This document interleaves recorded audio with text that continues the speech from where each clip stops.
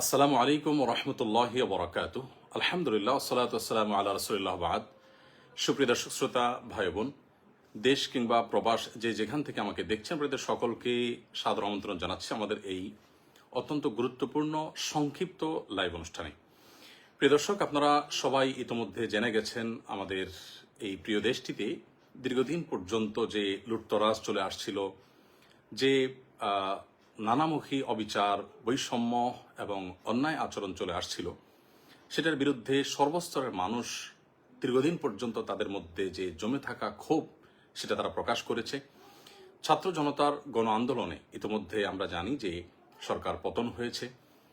এই পুরো সাফল্যের যে মহানায়কেরা, বিশেষ করে আমাদের শিক্ষার্থীরা, তাদের সকলকে আমরা সকলে বিনম্র শ্রদ্ধা জ্ঞাপন করি। আল্লাহ রাব্বুল আলামিন তাদের সবাইকে এর জন্য সর্বোত্তম বিনিময় দান করুন এবং যে সমস্ত ছাত্র ভাইদেরকে বা যে সমস্ত নিরীহ নিরপরাধ মানুষদেরকে আমরা হারিয়েছি, যাদেরকে হত্যা করা হয়েছে, খুন করা হয়েছে, আমরা তাদের প্রত্যেকের রুহের মাগফিরাত কামনা করছি। আল্লাহ রাব্বুল আলামিন তাদের সবাইকে শাহাদাতের মর্যাদা দান করুন।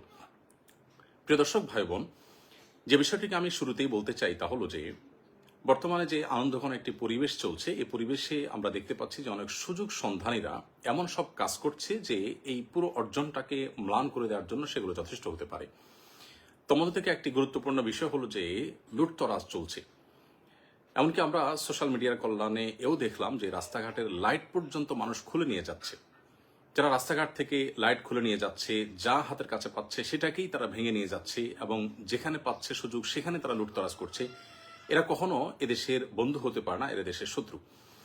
এই মানুষগুলো কখনো শিক্ষার্থী বা প্রকৃত অর্থে যারা আন্দোলনকারী ছিল তারা নয়। এই মানুষগুলো অবশ্যই সুযোগ সন্ধানী এবং এই লুটপাট যে কোনো মূল্যে আমাদেরকে বন্ধ করতে হবে।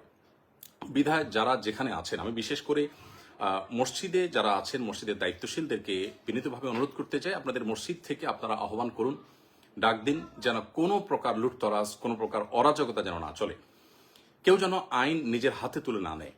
কোনো প্রকার অরাজকতা যদি চলতে থাকে তাহলে সেটি আমাদেরই দুর্ভোগ পোহাতে হবে, সেটা আমাদেরই অকল্যাণ বয়ে আনবে। সরকারি কিংবা বেসরকারি কোনো স্থাপনা যেন কোনোভাবে নষ্ট না হয়। বিশেষ করে মসজিদগুলো থেকে যদি একযোগে এই আওয়াজ উচ্চারিত হয় এবং সমাজের প্রত্যেকটা মানুষ যদি দায়িত্বশীলতার আচরণ করেন এবং যারাই অন্যায়ের দিকে হাত বাড়াচ্ছে তাদের হাতকে যদি আমরা থামিয়ে দিতে পারি, তাহলে সেটা আমাদের জন্য অত্যন্ত আনন্দের বিষয় হবে। অতএব আসুন, ছাত্রদের এই অর্জনকে, ছাত্র জনতার এই অর্জনকে ম্লান করে দেওয়ার মতো কাজগুলোকে যে কোনো মূল্যে থামাতে হবে। আর না হলে এটার জন্য আমাদের সবাইকে কিন্তু পস্তাতে হতে পারে। বিধায় আমি বিনীতভাবে অনুরোধ করছি যে লুটতরাজ বন্ধের সবাই উদ্যোগ নিন। আপনার আশেপাশে কেউ লুটতরাজ করছে, আপনি তাকে থামিয়ে দিন। এমনকি আপনার গণভবনে যারা গেছেন সেখান থেকে অনেক কিছু নিয়ে এসেছেন। এটি মুসলিম সুলভ আচরণ নয়, এটা কোনো নীতিবান, কোনো আদর্শবান মানুষের কাজ নয় যে আপনি সেখানে রাষ্ট্রীয় সম্পদ যেগুলো আছে এগুলো তো রাষ্ট্রের সম্পদ, আপনার ট্যাক্সের কেনা টাকা জিনিস, এই দেশের জনগণের জিনিস। অতএব আপনিও যদি সেটা দিন শেষে লুটতরাজ করেন, তাহলে লুটতরাজকারীদের সাথে আপনার পার্থক্যের জায়গাটা কি থাকলো? আমি আবারও বলতে চাই অত্যন্ত বিনয়ের সাথে যে প্লিজ সবাই যার যার জায়গা থেকে শান্তি বজায় রাখুন এবং সবাই শান্ত হন। প্রিয় নবী সাল্লাল্লাহু আলাইহি সাল্লাম যখন মক্কা পুনরুদ্ধার করেছেন, মক্কাকে স্বাধীন করেছেন, তখন কিন্তু তিনি মক্কায় কোনো মানুষের কোনো প্রকার জানমালের ক্ষয়ক্ষতি হতে দেননি, বরং সেখানে একরকম অনেকটা রক্তপাতহীনভাবেই কিন্তু তিনি মক্কা বিজয় করেছেন।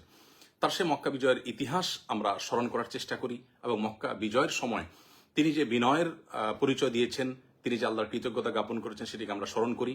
সেই সাথে বিশেষভাবে আমি বলতে চাই, সংখ্যালঘুদের উপর যে নির্যাতনের সংবাদ উঠে আসছে, এর কতটা সত্য কতটা মিথ্যা আমরা জানি না, তবে আমি বিশেষভাবে মাদ্রাসা শিক্ষার্থীদেরকে বলবো যে আপনারা অনুগ্রহ করে আপনাদের আশেপাশে থাকা হিন্দুদের স্থাপনা, ঘরবাড়ি, তাদের মন্দির, উপাসনালয়, এগুলোতে কোনো মানুষ যাতে আক্রমণ করে অন্যায়ভাবে সেখানে কোনো প্রকার জুলুম করে সেটাকে উদুরপিণ্ডি বুদুর ঘাড়ে চাপাতে না পারে, সেজন্য আপনারা সজাগ থাকুন। এবং এই কর্তব্যটা, এই সময়টা যদি আমরা সবাই মিলে পালন করতে পারি, তাহলে সেক্ষেত্রে এই বিজয় বা এই উৎসব যেটা আপনারা করছেন, গোটা দেশে মানুষ করছে, আমরা সবাই করছি, সেটি প্রকৃত অর্থে উৎসবে পরিণত হবে।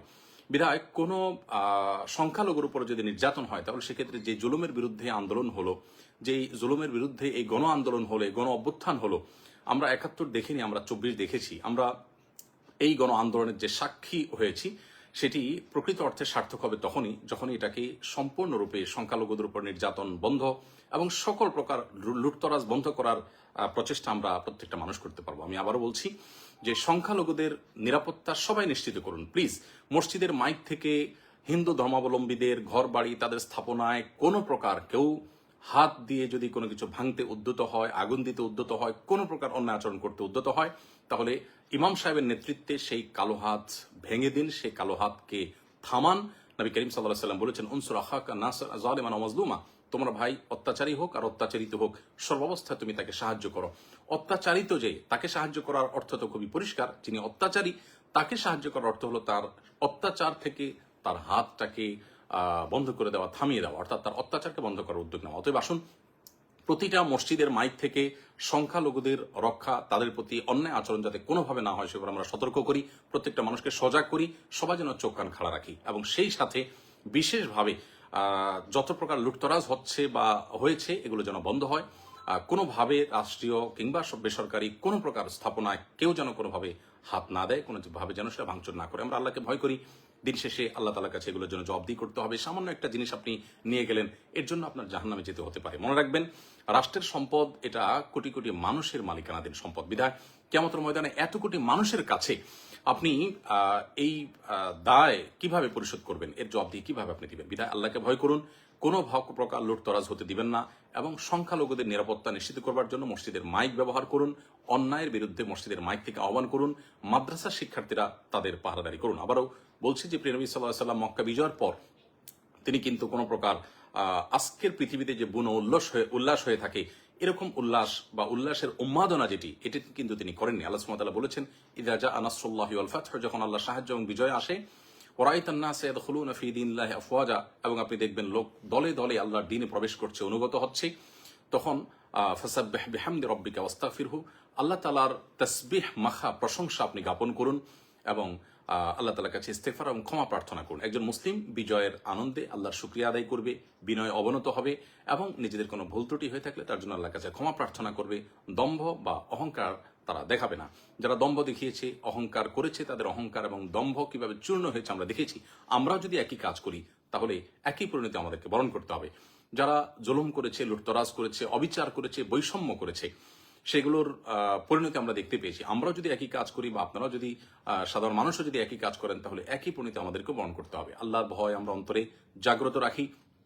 আমি সর্বস্তরের উলামা ইকরামদেরকে এবং সকল সচেতন নাগরিকদেরকে, আমাদের সম্মানিত ফলোয়ারদেরকে বিনীতভাবে অনুরোধ করতে চাই, প্লিজ সবাইকে শান্ত হতে বলুন এবং সকল প্রকার অন্যায়কে থামিয়ে দিন। সেই সাথে এও বলতে চাই যে আমাদের মহান মুক্তিযুদ্ধের যে চেতনা ছিল, বৈষম্যহীন সমাজ ব্যবস্থা গড়ে তোলা এবং প্রত্যেকটা মানুষের অধিকার, ন্যায্য অধিকার তাকে যথাযথভাবে বুঝিয়ে দেওয়া, সেটা যেন পুনঃপ্রতিষ্ঠিত হয়। কোনোভাবেই যেন আমাদের এই দেশে ধর্ম বিদ্বেষী এবং মুসলমানদের প্রতি বিশেষভাবে বিদ্বেষ লালন রাখে এই সমস্ত মানুষগুলো যাতে কোনোভাবে বর্তমান পরিস্থিতিতে কোনো প্রকার সুযোগ সুবিধা নিতে না পারে। অন্তর্বর্তীকালীন সরকার হোক বা পরবর্তী পদক্ষেপগুলো হোক, সেগুলোতে এদেশের মানুষের ধর্মীয় বিশ্বাস, এদেশের মানুষের মূল্যবোধের প্রতি শ্রদ্ধাশীল আছে, সেই মানুষগুলো যেন দায়িত্বে আসে, সেটি হলো এদেশের কোটি কোটি মানুষের প্রাণের দাবি। অতএব আমরা সেই দাবিটাও যার যার জায়গা থেকে উচ্চারিত করব এবং প্রিয় স্বদেশকে আল্লাহ রাব্বুল আলামিন নিরাপদে রাখুন, ভালো রাখুন, শান্তিতে রাখুন, আমরা সে দোয়া করছি।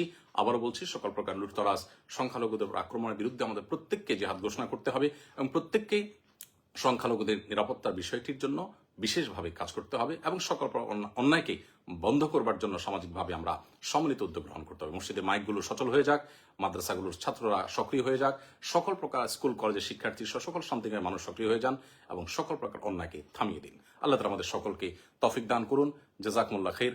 আসসালামু আলাইকুম ওয়া রাহমাতুল্লাহি ওয়া বারাকাতুহু।